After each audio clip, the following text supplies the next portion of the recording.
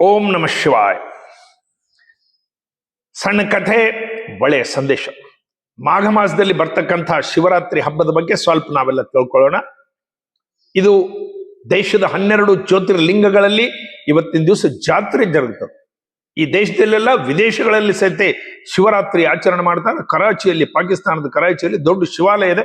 ಸಹಸ್ರ ಸಂಖ್ಯೆಯಲ್ಲಿ ಇವತ್ತಿನ ದಿವಸ ಜನರು ಸೇರ್ತಾರ. ಇಂಡೋನೇಷ್ಯಾದಲ್ಲಿ, ಬಾಲಿಯಲ್ಲಿ, ಬರ್ಮಾದಲ್ಲಿ, ಶ್ರೀಲಂಕಾದಲ್ಲಿ ಅನೇಕ ದೇಶಗಳಲ್ಲಿ ಶಿವಾಲಯಗಳವ. ಜಗತ್ತಿನ ಅನೇಕ ಕಡೆ ಶಿವನ ಆರಾಧನೆ ಮಾಡ್ತಕ್ಕಂಥ ಭಕ್ತರಿದ್ದಾರೆ. ಇವತ್ತಿನ ದಿವಸ ದೊಡ್ಡ ಪ್ರಮಾಣದಲ್ಲಿ ಶಿವರಾತ್ರಿ ಮಾಡ್ತಾರೆ. ಶಿವರಾತ್ರಿ ದಿವಸ ಏನೇನ್ ಮಾಡ್ತಾರ? ಶಿವರಾತ್ರಿ ದಿವಸ ರುದ್ರಾಭಿಷೇಕ ಮಾಡ್ತಾರ. ಶಿವರಾತ್ರಿ ದಿವಸ ಉಪವಾಸ ಆಚರಣೆ ಮಾಡ್ತಾರ. ಶಿವರಾತ್ರಿ ದಿವಸ ಬಿಲ್ಪತ್ರಿ ನೇರಿಸ್ತಾರ. ಶಿವರಾತ್ರಿ ದಿವಸ ಸಾಬುದಾಣಿ ತಿನ್ಬೇಕು, ಬಗರ್ ತಿನ್ಬೇಕು, ಬಾಳೆಹಣ್ಣು ತಿನ್ಬೇಕು. ಅವಲಕ್ಕಿ ಬರೋದಿಲ್ಲ, ಉಪ್ಪಿಟ್ಟು ಬರೋದಿಲ್ಲ. ಇದು ತಿನ್ಬೇಕು, ಇದು ತಿನ್ಬಾರ್ದು. ಇದು ಬರ್ತದ, ಇದು ಬರೋದಿಲ್ಲ. ರುದ್ರಾಭಿಷೇಕ 11 ಸಲ ಮಾಡ್ಬೇಕಾ? ಇಲ್ಲ 21 ಸಲ ಮಾಡ್ಬೇಕು. ಇಲ್ಲ ಏಕಾದಶಿ ಮಾಡ್ಬೇಕಾ? 11 ಮಂದಿ ಕೂತ್ ಮಾಡ್ಬೇಕಾ? 5 ಮಂದಿ ಕೂತ್ ಮಾಡ್ಬೇಕು. ಈ ಕರ್ಮಕಾಂಡಿಗಳಲ್ಲಿ, ಈ ರೂಢಿಗಳಲ್ಲಿ ಟ್ರಾವ್ ಇಷ್ಟರಲ್ಲಿ ನಾವು ಉಳಿಬಾರದು. ಇದು ತಪ್ಪು ಅಂತ ನಾನು ಹೇಳ್ತಾ ಇಲ್ಲ. ಏನಾದ್ರೂ ತಿನ್ರಿ, ಏನಾದ್ರೂ ಬಿಡ್ರಿ, ಅದು ಪ್ರಶ್ನೆ ಬರೋದಿಲ್ಲ. ಶಿವ ತತ್ವ ಏನು, ಶಿವ ಹೇಳಿದ ಸಂದೇಶ ಏನು, ಶಿವನ ಆರಾಧನೆ ಮಾಡತಕ್ಕಂಥ ನಾವು, ಶಿವನ ಭಕ್ತರು, ನಮ್ಮಲ್ಲಿ ಇರತಕ್ಕಂಥ ಗುಣಗಳೇನು, ಶಿವ ತತ್ವ ಏನ್ ಹೇಳ್ತದ? ಶಿವತತ್ವ ಪರೋಪಕಾರ, ಕೊಡ್ತಕ್ಕಂಥದ್ದು ಎಲ್ಲ ಕೊಟ್ಬಿಟ್ಟ. ಅವ್ರಿಗೆ ವರ ಕೊಟ್ಟ, ಇವ್ರಿಗೆ ವರ ಕೊಟ್ಟ, ಆತ್ಮಲಿಂಗನ ಕೊಟ್ಬಿಟ್ಟ ರಾವಣಗೆ. ತಗೋ ಹೋಗು ಅಂತಂದ. ನಾವು ಸತಿ ಜೀವನದಲ್ಲಿ ಕೊಡ್ತಕ್ಕಂಥದ್ದು ದಾನ, ಧರ್ಮ, ಉಪಕಾರ ಮಾಡ್ತಕ್ಕಂಥದ್ದು ಕಲಿಬೇಕು. ಅದು ಶಿವತತ್ವ, ಶಿವಭಕ್ತರ ಲಕ್ಷಣ. ಏಕಾಂತವಾಸದಲ್ಲಿರೋದು, ಮೌನವಾಗಿರೋದು, ಧ್ಯಾನಮಗ್ನವಾಗಿರೋದು ಶಿವತತ್ವ. ನಾವು ಸಹಿತ ಹೆಚ್ಚು ಸಂಸಾರದ ಜಂಜಟದಲ್ಲಿ ಬೀಳಾರ್ದಂಗೆ ಶಾಂತ ಪ್ರಶಾಂತತೆ ಕಾಪಾಡಿಕೊಂಡು ಹೋಗೋದು ಶಿವತತ್ವ.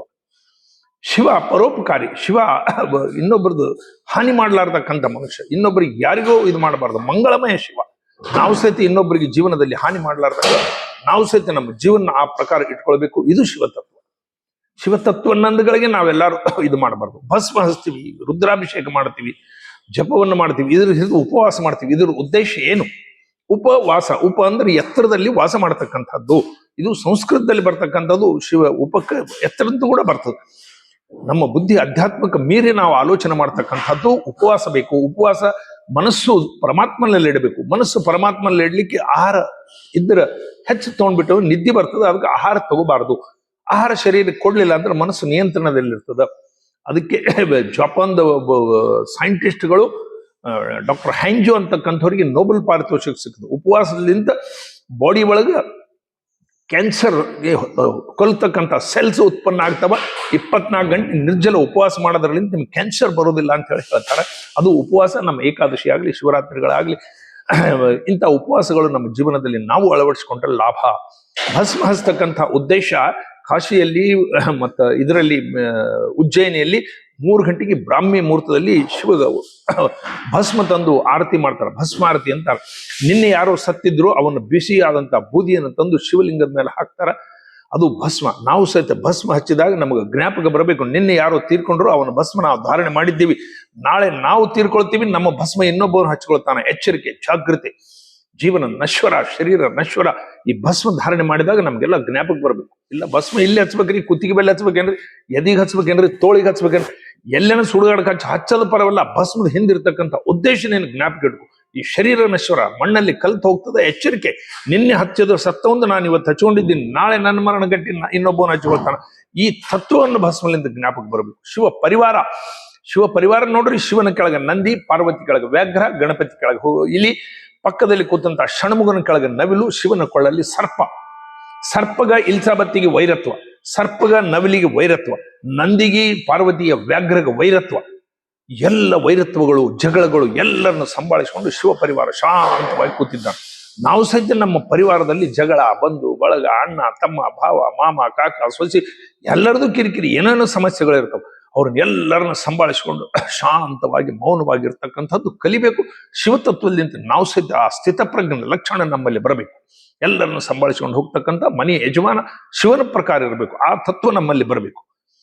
ನಾವು ರುದ್ರ ಮಂತ್ರದಲ್ಲಿ ಹೇಳ್ತೀವಿ, ಕುಲಾಲೆಬ್ಬೆಶ್ಚಮೆ, ಕರ್ಮಾರೆಬ್ಬೆಶ್ಚಮೆ, ಕುಂಬಾರ, ಕಂಬಾರ, ಬಡಿಗ, ಇವರೆಲ್ಲರಿಗೆ ನಮ್ಮ ಋಷಿಮುನಿಗಳು ನಮೋ ಅಂತ ಹೇಳಿದ್ದಾರೆ. ಅಂದ್ರೆ ಇವರೆಲ್ಲರೂ ಲೋಕೋಪಯೋಗಿ ಕೆಲಸ ಮಾಡ್ತಾರೆ. ಕುಂಬಾರ ಗಡಿಗೆನ ತಯಾರು ಮಾಡ್ತಾನ, ಬಡಿಗ ನೇಗಿಲ್ ತಯಾರು ಮಾಡ್ತಾನ, ಕಂಬಾರ ಅದ್ರ ಕೆಳಗೆ ಉಳಿ ತಯಾರು ಮಾಡ್ತಾನ, ಅದರಲ್ಲಿಂದ ಭೂಮಿ ಉಳಿತಾರ. ಅದರಲ್ಲಿಂದ ಅನ್ನ ಉತ್ಪನ್ನ ಆಗ್ತದೆ, ಸಮಸ್ತ ಜೀವರಾಶಿಗಳು ಬದುಕ್ತಾವ.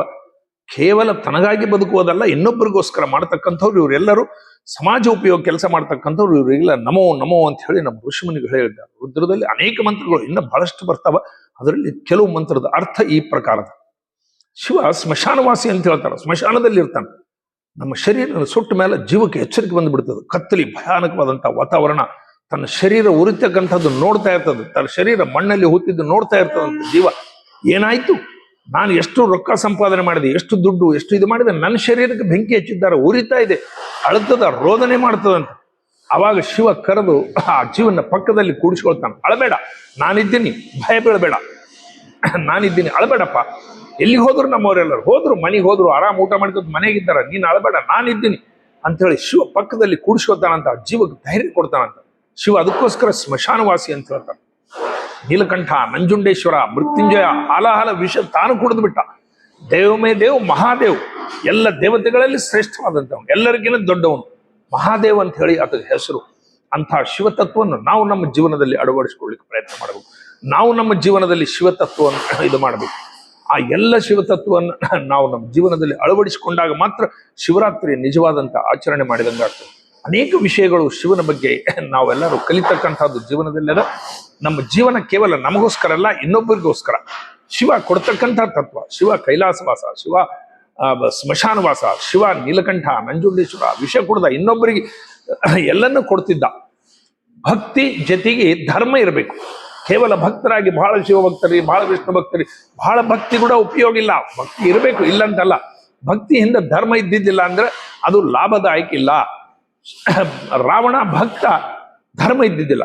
ದುರ್ಯೋಧನ ಭಕ್ತ, ಧರ್ಮ ಇದ್ದಿದ್ದಿಲ್ಲ. ಮಹಿಷಾಸುರ, ತಾಡಕಾಸುರ ಇವರೆಲ್ಲ ಭಕ್ತರಿದ್ರು, ಶಿವಭಕ್ತರಿದ್ರು, ಧಾರ್ಮಿಕವಾಗಿ ಇದ್ದಿದ್ದಿಲ್ಲ. ಅವರೆಲ್ಲ ನಾಶ ಆಗಿ ಹೋಗ್ಬಿಟ್ರು. ಭಕ್ತಿ ಜೊತೆಗೆ ಧರ್ಮ ಇರಬೇಕು, ಭಕ್ತಿಯ ಹಿಂದೆ ಧರ್ಮ ಇರಬೇಕು. ಆವಾಗ ಮಾತ್ರ ನಮ್ಮ ಭಕ್ತಿ ಉಪಯೋಗ. ಇದು ನಾವು ನಮ್ಮ ಜೀವನದಲ್ಲಿ ಅಳವಡಿಸಿಕೊಂಡು ಶಿವರಾತ್ರಿ ಆಚರಣೆ ಮಾಡಿದಾಗ ಮಾತ್ರ, ಶಿವತತ್ವವನ್ನು ತಿಳ್ಕೊಂಡಾಗ ಮಾತ್ರ ಶಿವರಾತ್ರಿಯ ನಿಜವಾದಂತಹದ್ದು ಅಭ್ಯಾಸ ಆಗ್ತದೆ. ಕರ್ಮಕಾಂಡಿಗಳಾಗಿ, ರೂಢಿಗಳಾಗಿ, ಅದು ಬರೋದಿಲ್ಲ, ಇದು ಬರೋದಿಲ್ಲ, ಅದು ತಿನ್ಬೇಡ್ರಿ, ಇದು ತಿನ್ಬೇಡ್ರಿ, ಸಾಬುದಾಣಿ ಮಾತ್ರ ತಿನ್ರಿ ಅಂತ ಹೇಳಿ ಈ ರೂಢಿ ಅದರಲ್ಲಿ ಇರಬೇಡ್ರಿ. ಉಪವಾಸ ಮಾಡೋದು ತಪ್ಪು ಅಂತ ಹೇಳೋದಿಲ್ಲ, ಇವೆಲ್ಲ ಮಾಡೋದು ಬೇಡ ಅಂತ ಹೇಳೋದಿಲ್ಲ. ಅದರಲ್ಲಿ ಉಳಿದು ಬಿಡಬಾರ್ದು. ಆ ತತ್ವವನ್ನು ತಿಳ್ಕೊಂಡು ನಮ್ಮ ಜೀವನ ಸಾರ್ಥಕವಾಗಿ ನಮ್ಮ ನಡಿಯಲ್ಲಿ ಕಾಣಿಸಬೇಕು. ನಾವು ನೋಡಿದಾಗ ಜನರು ಅಯ್ಯೋ ಶಿವಭಕ್ತ ಬರ್ತಾ ಇದ್ದ ನಮ್ಮಂಗೆ ನಮ್ಮ ಜೀವನ ಅಳವಡಿಸಿಕೊಳ್ಳಿಕ್ಕೆ ಪ್ರಯತ್ನ ಮಾಡಬೇಕು. ಅದು ಶಿವತತ್ವ, ಅದು ಶಿವರಾತ್ರಿಯ ನಿಜವಾದಂಥ ಆಚರಣೆ. ಭಾರತ್ ಮಾತಾಗಿದೆ. ಎಲ್ಲರೂ ನಮಸ್ಕಾರ.